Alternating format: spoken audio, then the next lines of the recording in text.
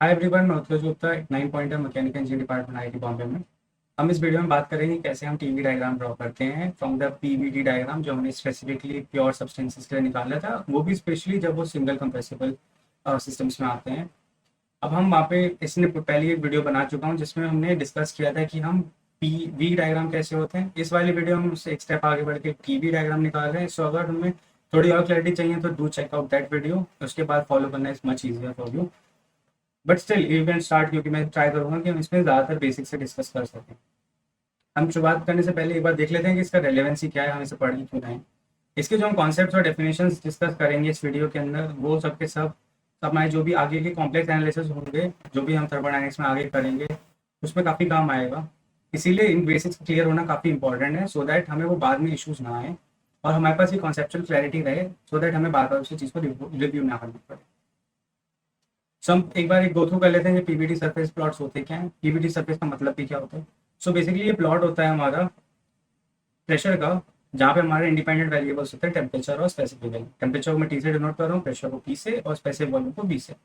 अब ये वाला केस क्या था कि हमारा इसके जब हम प्लॉट को ड्रॉ करेंगे तो क्या होगा कि हर पॉइंट की करस्पॉन्डिंग, हर तीनों पॉइंट से कोऑर्डिनेट से करस्पॉन्डिंग हमारे पास एक वैल्यू आएगी। तो जो भी प्लॉट आएगा वो हमारा एक सरफेस प्लॉट होगा, तो हम उसे पीवीटी सरफेस बोलते हैं। हमारे पास दो केसेस थे हम इस टाइप के सब्सटेंसेस में। एक वो जब वो कहते हैं फ्रीज होने पे एक्सपैंड होते हैं, इसका common example water. Non metals में मेटल केस में एल्यूमिनी, एंटीमनी और बिस्मथ का केस है। बाकी इसमें हम देख सकते हैं कि सिंस हमारा जो सॉलिड वाला फेज है और ये जो लिक्विड वाला है, इस दोनों के बीच में एक टू फेज रीजन होगा जो इन दोनों को सेपरेट करेगा। एक सिंगल फेज को दूसरे सिंगल फेज से सेपरेट करने के लिए टू फेज वाला रीजन लगता है। वो जब रीजन इसे एक सेपरेट कर रहा है, तो यहाँ नोटिस करो लिक्विड से सॉलिड में मूव करने के समय हमारा ये चीज़ का एक्स्ट्रा निकला हुआ है। सॉलिड का थोड़ा स्पेसिफिक वॉल्यूम वॉल्यूम की डायरेक्शन में, स्पेसिफिक वॉल्यूम की डायरेक्शन में वो थोड़ा ज़्यादा आगे है। इसका मतलब जब हम लिक्विड से मूव करेंगे सॉलिड की तरफ, तो उस चीज़ का स्पेसिफिक वॉल्यूम बढ़ जाएगा। स्पेसिफिक वॉल्यूम बढ़ने की वजह से वो चीज़ एक्सपैंड कर रही है। ये चीज़ हम उसे डायग्राम के थ्रू देख पा रहे हैं। सेकेंड वाला केस क्या है, जिसमें फ्रीज करने पे हमारा कॉन्ट्रैक्ट होता है।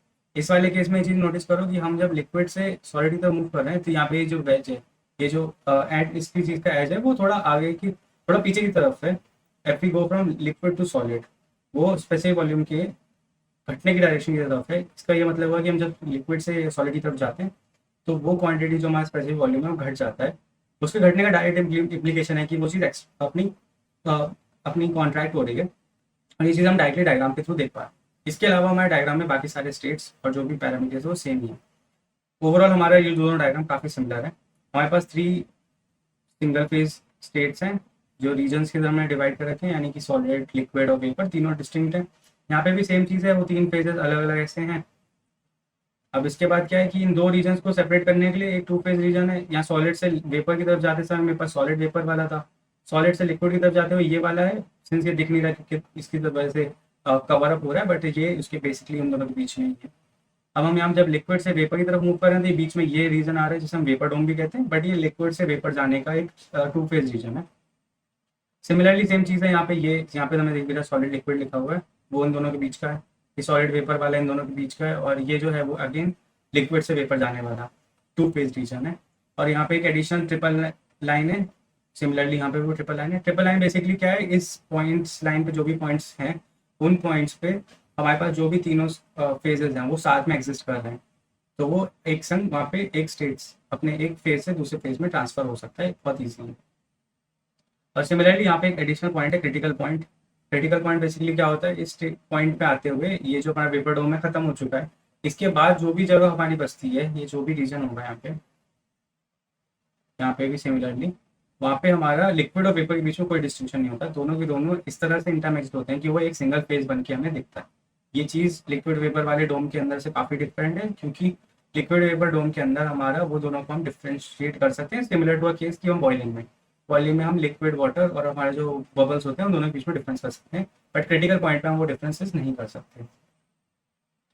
अब हम आगे बढ़ के टीवी डायग्राम देखते हैं। टीवी डायग्राम बेसिकली कैसे आएगा। टीवी डायग्राम निकालने के लिए हमें क्या करना होगा, पी वाले पैरामीटर को कांस्टेंट करना होगा। पी हमारा था प्रेशर, प्रेशर हमारा कहाँ पे, वर्टिकल में। तो मैं बेसिकली क्या कर रहा हूँ, इसका जो बेस है उसको देख रहा हूँ। बेस को देखने के लिए मुझे क्या करना है, ऊपर से व्यू करना पड़ेगा। मतलब मैं ऊपर से अगर देखूंगा इस पूरे प्लॉट को, तो वो मुझे कैसा दिखेगा, ऊपर से देखने में हमें इस टाइप का कुछ इमेज आएगा। और वो नोटिस करने वाली बात है कि दोनों ही केसेस में सिमिलर दिखेगा, काफ़ी काफ़ी ही सिमिलर होगा, इसीलिए हम इन दोनों को एक ही से डिफाइन कर रहे हैं। हमने जो दो लास्ट दो केसेस देखे थे, वो दोनों का जो टीवी का केस आएगा वो बिल्कुल सेम ही दिखेगा, थोड़े बहुत चेंजेस के अलावा, जो सिर्फ स्पेसिफिकली सॉलिड के लिए। अगर हम सॉलिड वाले रीजन को इग्नोर भी करते हैं तो वो एक्जैक्टली सेम होना चाहिए। तो हम टीवी डायग्राम को दोनों को एक संग देख सकते हैं। ये उन दोनों से डिफरेंट है जहां हमने फेस डायग्राम का डिस्कशन किया था पीवी डायग्राम का, उस केस में वो दोनों में काफ़ी ज़्यादा डिफरेंसेस दिख रहे थे, थोड़े बहुत सॉलिड लिक्विड की वजह से ही, बट इस केस में इतना ज़्यादा डिफरेंस नहीं, इसलिए हमने साथ में बनाया है। अब इसमें एक चीज़ क्या है, हमने यहाँ सारे प्लॉट्स बना रखे हैं, यहाँ पे कुछ लाइंस जा रही हैं, ये देखो ये अलग अलग प्रेशर को करस्पॉन्ड कर रही हैं। यहाँ देख सकते हैं 30 मेगा पास्कल लिखा है, यहाँ पे 22 मेगा पास्कल लिखा हुआ है। ये वाली लाइन जो जा रही है वो 10 मेगा पास्कल की है, और यहाँ से ये वाली जो लाइन जा रही है वो स्पेसिफाई कर रही है नियरली 1 बार के। अब यहाँ पे क्या है कि हम इसको वाटर के लिए ले रहे हैं, क्योंकि वाटर रिप्रेजेंटेड करता है किसे, वो वाला केस जब फ्रीज करने पे हमारा एक्सपैंड होता है, वाटर की प्रॉपर्टी होती है।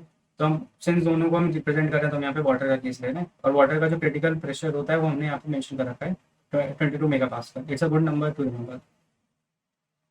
तो हम बात करते हैं यहाँ की वेपर डोम के अंदर क्या क्या चीज़ें हमें देखने को मिल रही हैं।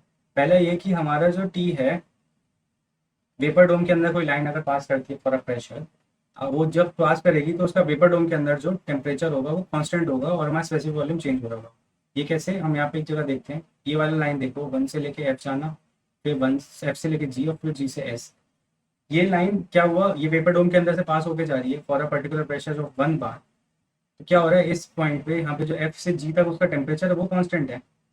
ये जो भी टेम्परेचर हमारा है 100 डिग्री सेल्सियस है, सिंस हम वाटर केस ले रहे हैं, एक बार पे उसका जो सेचुरेटेड टेम्परेचर होता है, सेचुरेशन टेम्परेचर होता है वो 100 डिग्री सेल्सियस होता है। तो ये लाइन जो है वो टेम्परेचर 100 डिग्री सेल्सियस को करस्पॉन्ड कर रही है, और सिंस यहाँ पे क्या है, हमारा जो स्पेसिफिक वॉल्यूम है वो बढ़ता जा रहा है ओवर दिस लाइन।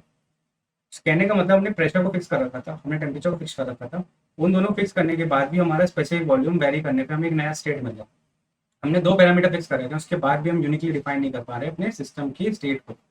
ये काफ़ी पैक्यूलियर चीज़ है in comparison to what we have discussed, कि अगर हमारे पास इस टाइप का सिस्टम होता है तो हम उसमें यूनिकली डिफाइन कर सकते हैं, बट ये चीज़ 2 फेज के लिए वैलिड नहीं होती। ये सिंगल फेज जो हमारा इस डोम के बाहर जो कुछ भी है वो सिंगल फेजेस में, उसमें हम ये चीज़ करेंगे तो वैलिड होगा कि हम 2 पैरामीटर्स यानी कि कुछ भी ले लें, टी भी ले लें, पी भी ले लें या पी टी ले लें, फिर भी हम उन सबसे यूनिकली डिफाइन कर सकते हैं, बट विद इन दिस डोम हम उसे यूनिकली डिफाइन नहीं कर सकते। ये सारी चीज़ें इस रीजन में, इस रीजन में और इस रीजन में वैलिड है, अंदर वैलिड नहीं है। अब एक चीज़ है, हमें क्रिटिकल पॉइंट क्या है, क्रिटिकल पॉइंट ये होता है इस रीजन के हम जो भी ऊपर जाएंगे, एक proper boundary banana is much difficult, because actual में क्या होता है कि हम इन दोनों रीजन्स की वजह से लिक्विड और वेपर में कोई डिस्टिंक्शन नहीं रहता, दोनों के दोनों एक सिंगल फेज में एग्जिस्ट करते हैं, तो हम लोग उनमें कोई डिफ्रेंशिएट नहीं कर पाते। यहाँ पे बाकी जो रीजन में हम उन दोनों को अलग से डिफ्रेंशिएट कर सकते हैं। यहाँ पे एक इंपॉर्टेंट चीज़ जो होती है कि क्रिटिकल पॉइंट का एक काफ़ी इंटरेस्टिंग पैरामीटर वो है फिजिकल सिग्निफिकेंस, कि हमारा जो प्रेशर वाली लाइन है जब क्रिटिकल पॉइंट से स्पेसिफिकली पास करती है, यानी कि ये वाली लाइन यहाँ से आ रही है, वो क्रिटिकल पॉइंट से स्पेसिफिकली पास करके जा रही है, बाकी सारी या तो उसके नीचे है तो वो वेपर डोम में फ्लैट लाइन बना के जा रही है, या फिर वो वेपर डोम को टच भी नहीं कर रही, उसके बाद ही बाहर निकल जाती है। ये वाला जो लाइन है स्पेसिफिकली वो जो क्रिटिकल पॉइंट को टच कर रही है, वहाँ पे क्रिटिकल पॉइंट पे उसका स्लोप 0 हो जाता है। अब ये डायग्राम देख के कुछ एक्स क्यूब के ग्राफ की याद आ जाएगी, क्योंकि एक्स क्यूब का ग्राफ भी कुछ ऐसे ही एक्स क्यूब के ग्राफ में हम इस वाले पॉइंट को क्या बोलते हैं, एक्स इज इक्वल टू 0 वाले ग्राफ को हम इन्फ्लेक्शन पॉइंट बोलते हैं, जो कि यहाँ पे है। ऐसे पॉइंट पे क्या होता है, स्लोप 0 होता है। अब यहाँ पे क्या होता है, कर्व की स्लोप पहले घट रही है फिर घटने के बाद बढ़ रही है, इसीलिए उसे इन्फ्लेक्शन पॉइंट बोलते हैं। स्लोप घटने के बाद बढ़ रही है तो, और लेकिन जो हमारा स्लोप इस एग्जैक्ट पॉइंट पे 0 है, वो इन्फ्लेक्शन पॉइंट है। तो अगर तुम्हें कर्व की इक्वेशन दे दोगे तो तुम्हें ये क्रिटिकल पॉइंट निकालना है उस कर्व का, अगर तुम्हें पी और टी के टर्म्स में दे रखा है उस पर्टिकुलर कर्व की लाइन इक्वेशन, तो तुम उसे स्लोप पर 0 करके भी निकाल सकते हो। It's a good thing to remember. इसके साथ मैं इस वीडियो को ओवर करता हूँ। इस वीडियो में हमने डिस्कस किया कि हम टीवी प्लॉट कैसे बनाते हैं फ्रॉम अ पीवीटी डायग्राम, और पीवीटी डायग्राम के बाद हमने देखा था कि कैसे कैसे हम यूनिकली डिफाइन करते हैं उन चीज़ों को, और हमने उसका क्या ग्राफ के जरिए हम क्या क्या चीज़ें एक्सट्रैक्ट कर सकते हैं। इसके साथ मैं इस वीडियो को ओवर करता हूँ और मिलते हैं अगली वीडियो में। Thanks for watching.